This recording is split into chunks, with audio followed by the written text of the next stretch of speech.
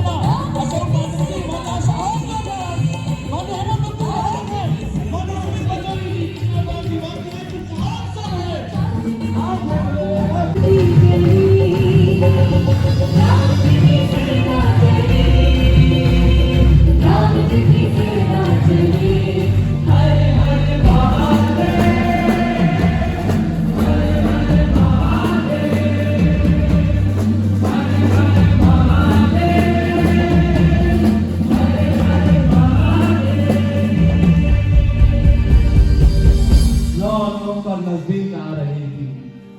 केंद्र में सरकार कितनी थी? कितनी थी? हाँ, केंद्र में सरकार थी राजीव गांधी जी की। लोग कहते हैं राजीव गांधी जी तो ताला खुलवाया।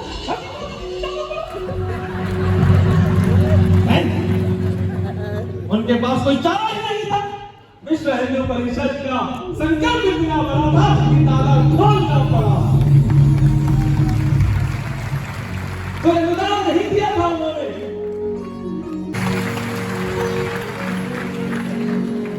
मित्रों, ये लोग कहते हैं कि देश में माहौल खराब है, जातियों में बांट दिया है, ये कर दिया है, वो कर दिया है, प्रवक्ता आके कुछ होता नहीं तो बस यही बोलने लगते हैं। मित्रों, बड़ा विनम्रता पूर्वक आपको ये जानकारी दे रहा हूं, आपको होनी चाहिए और अपने बच्चों को जरूर बताइए। पहली ईंट हरिजन बंधु कमलेश्वर चौपाल द्वारा रखवाई। शिलान्यास की पहली ईंट, मंदिर निर्माण का सपना पूरा होने वाला था।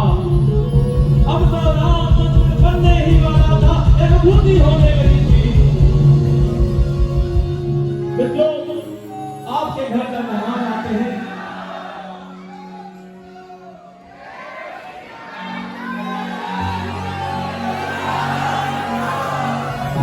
बहुत आभार, बहुत आभार, बहुत बहुत।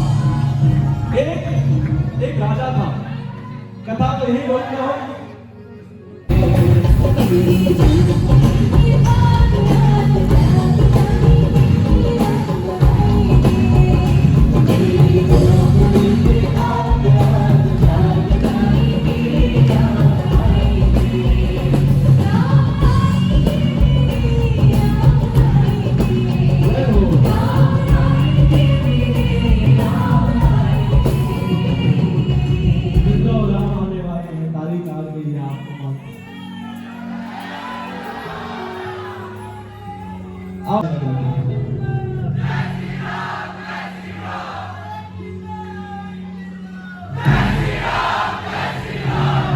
हम कह देते हैं, एक बार आप सब कह दीजिए, एक ही नारा एक ही नाम। आइए अब कथा को आगे बढ़ाते हैं, विलंब नहीं करते हैं। कुछ बच्चों के साथ भी आए हैं, उनकी चिंता करते हैं। 1990 सितंबर में विश्व हिंदू परिषद राष्ट्र स्वयंसेवक संघ शिवसेना ने तय किया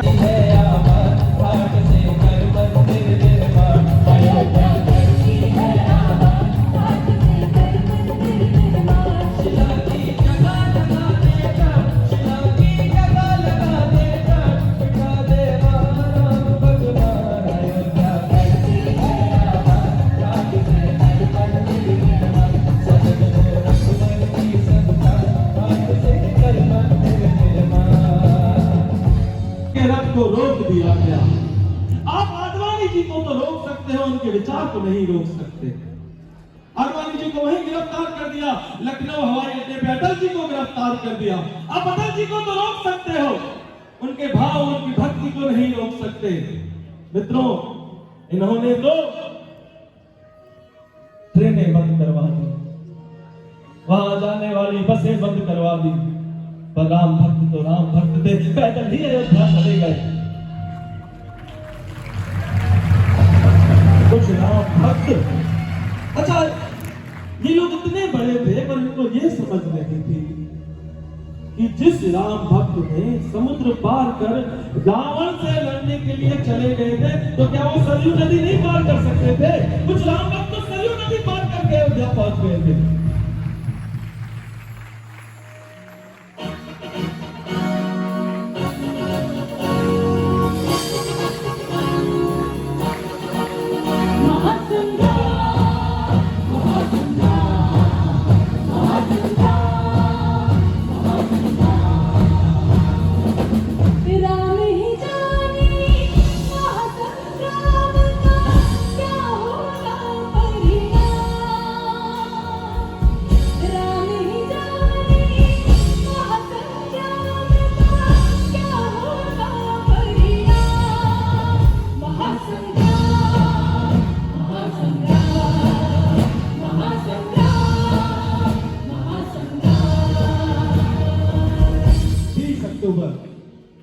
बामदेव जी, महंत नृत्य गोपाल देव जी, सम्मानीय अशोक सिंघल जी अयोध्या पहुंच गए। मुलायम सिंह यादव जी ने मन बना लिया था, जब अयोध्या की तरफ जा रहे थे तो उन्होंने लाठी चलाई। मित्रों, ये लाठी राम भक्तों को नहीं लग रही थी, ये लाठी लग रही थी सनातन धर्म को। जब माननीय अशोक सिंघल जी के सर पर चोट आई, ये चोट सनातन की आस्था पे, सनातन धर्म पर थी, राम भक्तों से रहा नहीं गया। फिर तो राम भक्त और उग्र हो गए। उग्र शब्द का उपयोग इसलिए कर रहा हूं क्योंकि इसके बिना ये मानने वाले भी नहीं थे।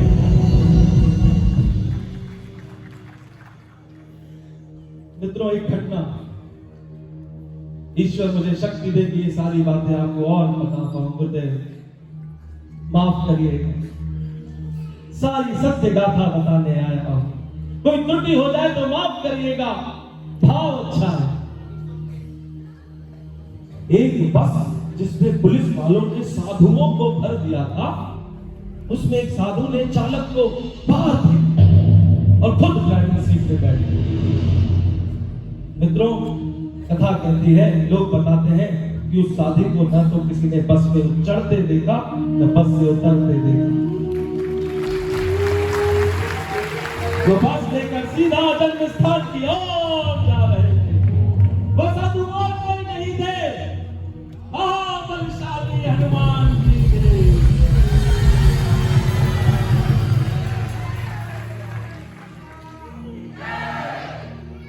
मित्रों, अब कोई नहीं रोक सकता था।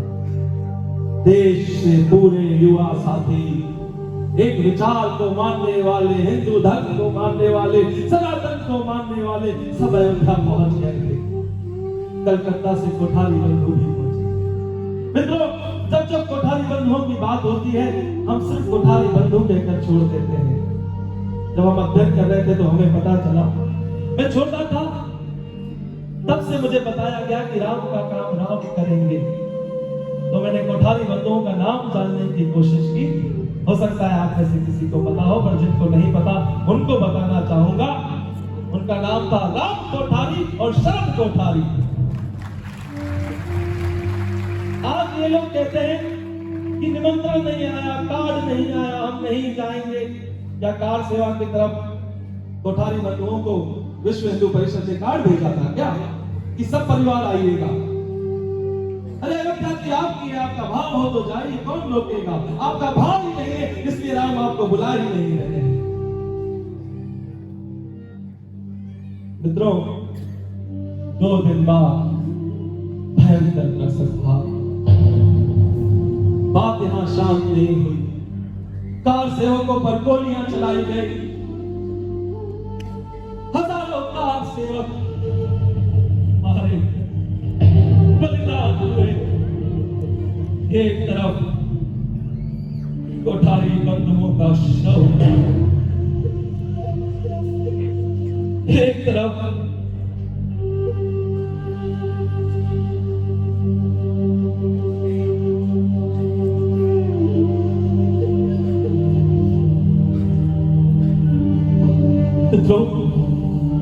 एक तरफ कोठारी बंधुओं का शव, एक तरफ खार सेवकों की लाशें पड़ी, बलिदान हुए कार सेवकों के शव पड़े हैं, घायल कार सेवक पड़े हैं। राजस्थान गंगानगर से आए हुए एक कार सेवक, क्या मार्मिक दृश्य होगा। अपनी छाती पर 7 गोलियां खाने के बाद अवध की गोद में, राम की गोद में अपने खून से लिख रहे हैं सिया राम।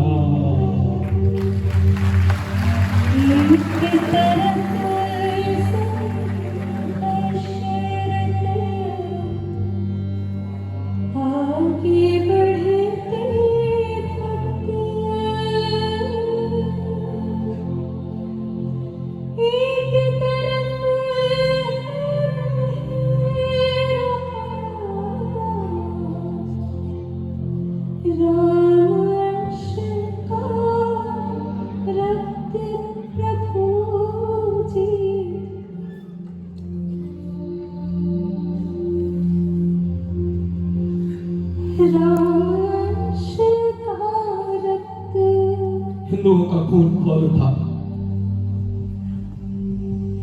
मित्रों, सरकार ने संख्या जो बताई वह भी आपको बता देता हूं। 17 लोगों की सरकार ने, और हजारों लोग अवध की धरती पर राम की गोद में है। राम भक्त तो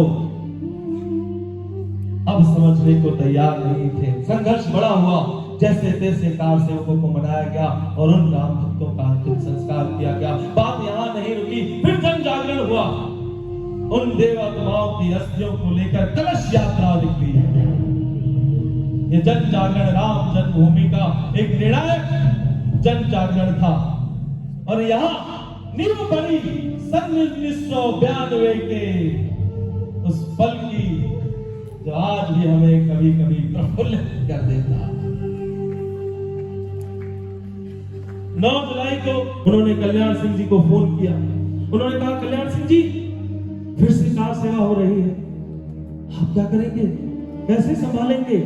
कल्याण सिंह जी का जवाब आपको अच्छा लगे तो ताली उनके लिए बजाइए। कल्याण सिंह जी ने कहा, कार सेवा होगी और पर गोलियां नहीं चलेंगी। अब मुलायम सिंह यादव की सरकार नहीं है। मित्रों, ये जो पार्टी जिसने 70 साल देश पे राज किया, वो एक एक लोकसभा सीट के लिए तरस रही है। ऐसा क्यों हो रहा है? ये उनके कर्मों का खाता है, और ईश्वर के यहां सब कर्मों का खाता होता है। हम तो उनके भक्त हैं। मित्रों, 3 दिवस तक पंथ मांगते रघुपति सिंध किनारे, बैठे पढ़ते रहे छंद अनुनय के प्यारे प्यारे। उत्तर में जब एक नाद भी उठा नहीं सागर से, उठी अभी नरक बारिश की आग राम के शर से। सिंधु ने ताही ताही रत्ना गिरा शरण में, चरण फूटता दासता रण की बात सुनकर पंछी में। सच पूछो तो सब में ही बसती है देवी विनय की। सब वचन सचमुच होती का, जिसमें शक्ति विनय की। जोशी जी, श्री विनय कटियार जी, महंत अवध्यानाथ जी, साध्वी दीदी नितंद्रा जी, साध्वी उमा भारती जी समेत लाखों राम भक्त जन भक्ति को मुक्त करवाने के लिए आखिर पहुंच चुके थे। राष्ट्र सेवक संघ, विश्व हिंदू परिषद, शिवसेना, अखाड़ा परिषद, अखिल भारतीय विद्यार्थी परिषद, शिवसेना, बजरंग दल, लाखों राम भक्त मेहतान पहुंचे। आप सोच रहे होंगे कि मोहित ये हिस्सा देख के क्यों बोल रहा है, कोई नाम छूट नहीं जाए। आप सबका बड़ा योगदान है। कोई त्रुटि मुझसे न हो जाए इसलिए ये हिस्सा मैं देखकर बोल रहा हूँ, मुझे क्षमा करें। आप सबका क्योंकि बड़ा योगदान है। कार्यक्रम सांकेतिक कार सेवा का था, लेकिन आज राम भक्तों को तो कुछ और ही मंजूर था। मित्रों, राम भक्त गुंबज को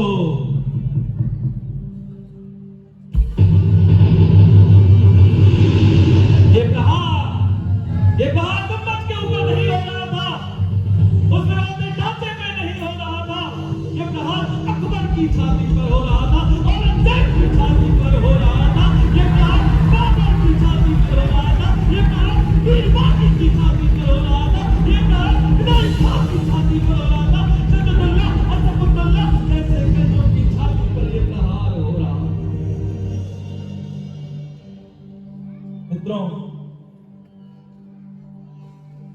एक तरफ साध्वी उमा भारती जी, देवी ऋतंबरा जी हर हर महादेव जय जय श्री राम के नारे लगा रही थी, दूसरी तरफ राम भक्त राम कार्य में लगे हुए थे।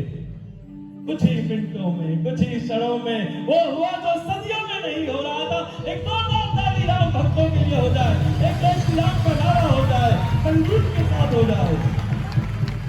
राम सिया राम सिया राम जय जय राम, राम सिया राम सिया राम जय जय राम, राम सिया राम सिया राम जय जय राम, राम सिया राम सिया राम जय जय राम।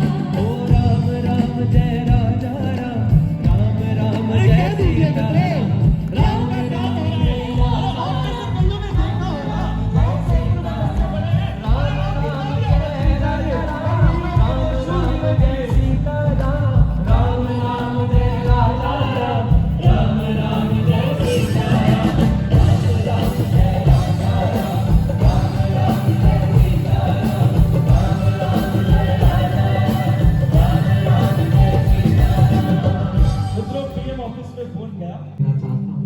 माननीय चंपत राय जी मुख्य पैरोकार के रूप में के पाराशरण जो अधिवक्ता थे हमारी तरफ से बात रख रहे थे।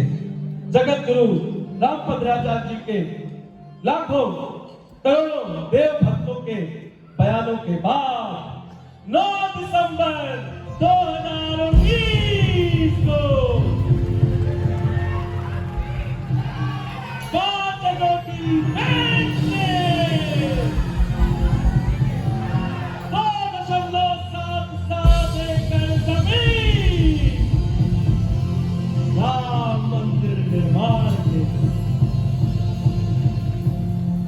बधाई बधाई बधाई बधाई बधाई, बहुत बहुत बधाई, बहुत बहुत बधाई। मित्रों, मैं आपको बताना चाहूंगा कि राम मंदिर का जो निर्माण हुआ है 22 जनवरी की जो बात हो रही है उसमें देश में सबसे पहला उत्सव करुणा धाम ने 7 जनवरी को किया है। ये विशाल उत्सव परम पूज्य गुरुदेव के सानिध्य में आपकी कृपा से, आपकी दया से, आपकी दया दृष्टि से हुआ है। मैं आपको धन्यवाद देता हूँ, आपने हमें मौका दिया। फिर भी बड़े प्यार के साथ उनका नाम इस मंच से ले रहा हूँ। माननीय नरेंद्र मोदी जी के कारण, उनके नेतृत्व में, आप सबके योगदान से, बलिदानों के कारण ये पल देखने को मिलता है। मित्रों, खलनायक तो अपना काम कर ही रहे हैं, पर नायक की भूमिका बड़ी है। ये भूमिका आपने बनाई है, आपको साधुवाद। आइए राम नाम के साथ इसको यहाँ समाप्त करते।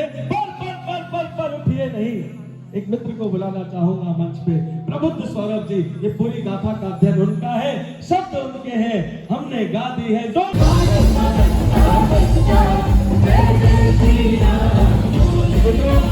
हरे घर में अब एक ही नाम है श्री राम, हरे घर में अब एक ही नाम, ये श्री राम भूलेगा। मेरा परिवार भी यहाँ बैठा है, आइए अरविंद जी, आपका भी स्वागत है। मैं अपने परिवार से इसलिए आग्रह करूंगा कि पिछले कई दिनों से मैं अपने घर नहीं गया, हम सब इस तैयारी में लगे हैं। मेरा सुपुत्र, आइए देवाज, सब लोग आपसे भी आग्रह, आपका बड़ा योगदान है।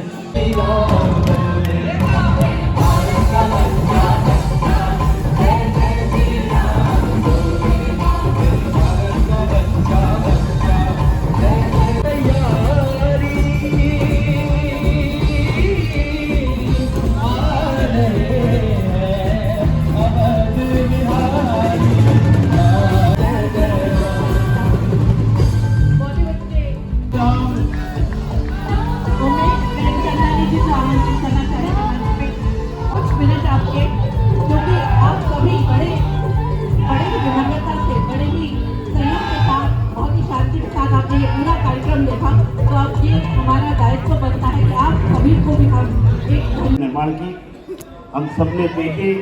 मैं करुणाधाम आश्रम के पीठाधीश्वर आदरणीय स्वदेशी चांडिल्य महाराज जी के श्री चरणों में नमन करता हूँ। आज इस अवसर पर माननीय अशोक जी पांडे हम सबके संरक्षक अग्रज यहाँ उपस्थित हैं। साथ ही इस मध्य प्रदेश शासन की मंत्री आदरणीय भाभी कृष्णा कौर जी, महापौर मालती राय जी और हमारे मध्य में माननीय मुख्यमंत्री मोहन यादव जी भी उपस्थित हुए और पूर्व मुख्यमंत्री आदरणीय शिवराज सिंह चौहान जी भी उपस्थित हुए।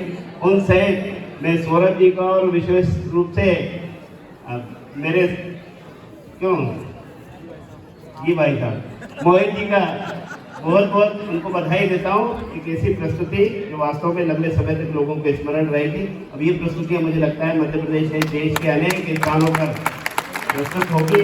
मैं आप सभी उनके इस कार्यक्रम की सफलता आप सबकी उपस्थिति से मैं करुणाधाम आश्रम जी की ओर से आप सबका बहुत बहुत धन्यवाद करता हूँ। आप सब प्रमुख जन हैं, आप सबसे आग्रह है, जय जय श्री राम। आज के इस कार्यक्रम का क्या उद्देश्य है और किस प्रकार से युवा पीढ़ी को इससे जो है प्रेरणा लेनी चाहिए? उद्देश्य ये है कि अध्ययन करिए, सच को जानिए, इतिहास को जानिए, इतिहास के वो पन्ने जानिए जो किन्हीं कारणों से हमें नहीं बताए गए। मैं आभारी हूँ करुणाधाम आश्रम का। श्री राम मंदिर गाथा का ये पहला आयोजन भोपाल में हुआ। हम सौभाग्यशाली हैं कि माननीय मुख्यमंत्री जी ने देखा।